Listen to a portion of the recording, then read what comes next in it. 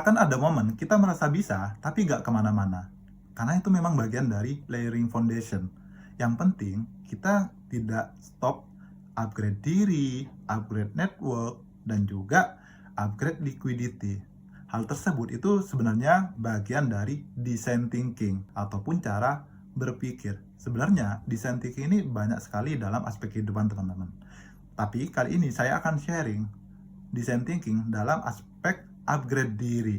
Ada 3 prinsip yang saya pegang teman-teman dalam melakukan upgrade diri ini. Yang pertama yaitu ada internal. Internal ini berkaitan dengan capability dan juga karakter. Yang kedua yaitu eksternal yang berkaitan dengan network. Dan yang ketiga yaitu berkaitan dengan liquidity. Oke, kita bahas satu-satu ya. Yang pertama yaitu berkaitan dengan capability dan juga karakter. Capability ini pasti berkaitan erat dengan hard skill dan juga soft skill. Hard skill dan juga soft skill ini sebagai pondasi kita dalam membangun values teman-teman. Jadi hard skill pasti berkaitan dengan apa sih yang sedang kita tekuni, apa yang sedang kita suka dan menjadi strength kita.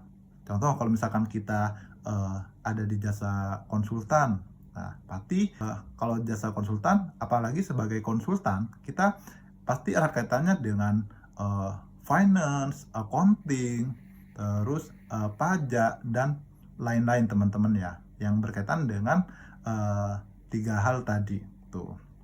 Terus kalau soft skill ini pasti yang berkaitan dengan ataupun yang mendukung untuk peningkatan hard skill kita ataupun kapabilitas kita. Contohnya kita kalau di jasa konsultan pasti kita untuk jago komunikasi, terus jago presentasi, dan juga ya harus kita belajar terkait network juga tuh.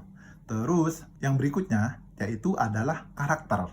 Nah, kalau misalnya kita sudah mempunyai kapabilitas yang baik, kita wajib diimbangi atau diikuti dengan karakter yang baik pula. Karena kenapa?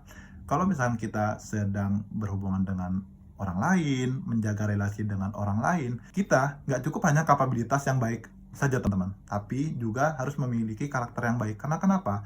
Waktu kita komunikasi mungkin, kalau misalkan karakter kita jelek, pasti orang akan kurang respect ke kita. Tapi kalau misalkan kita diimbangi dengan karakter yang baik, orang akan lebih respect ke kita dan juga lebih nyaman waktu kita menjalankan relasi teman-teman. Yang kedua yaitu berkaitan dengan eksternal. Eksternal ini berkaitan dengan networking teman-teman. Nah, saat ini kita nggak cukup hanya bagus secara internal aja, tapi kalau misalkan kita mau sukses dalam jangka panjang, sustain dalam karir, kita perlu diimbangi dengan networking juga teman-teman. Karena kenapa? Kalau misalkan kita hanya bagus ataupun pintar secara internal kita aja, mungkin kita bisa meningkat cepat, tapi dalam jangka yang pendek, bukan dalam jangka yang panjang. Tapi kalau misalnya kita mau sustain dalam jangka yang panjang, sukses dalam jangka yang panjang, networking ini sangat penting teman-teman ya, gitu. Nah, di networking ini pasti akan berkaitannya dengan EQ teman-teman. Kalau secara internal kita pasti berkaitan dengan IQ ya, kepintaran internal aja. Tapi kalau dengan networking pasti yang diperlukan itu adalah EQ. Gimana pengelolaan emosional kita saat menjalankan networking, berhubungan dengan orang lain ataupun menjalankan relasi. Nah, itu yang sangat ditentukan tuh teman-teman.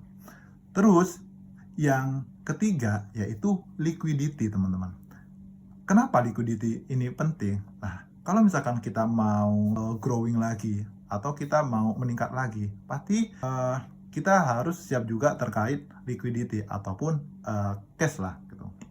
Karena kenapa? Kalau misalkan kita ada kesempatan nih dan momentumnya datang, misalkan kita diajak bisnis, tapi kita nggak siap cashnya. Nah, jadi kan mungkin karena kesempatan tadi datang dan kita nggak siap secara liquidity, maka momentum itu akan hilang. Atau misalkan contohnya kita di pasar modal lah, ternyata lagi ada saham yang bagus nih, terus karena kita nggak siap secara liquidity, kita nggak bisa masuk di sana teman-teman. Nah, makanya kenapa tiga hal ini itu perlu ditingkatkan secara bersamaan tuh. Nah, yang penting teman-teman perlu tahu strength-nya teman-teman di mana. Jadi mungkin banyak orang yang bilang fokuslah di satu hal.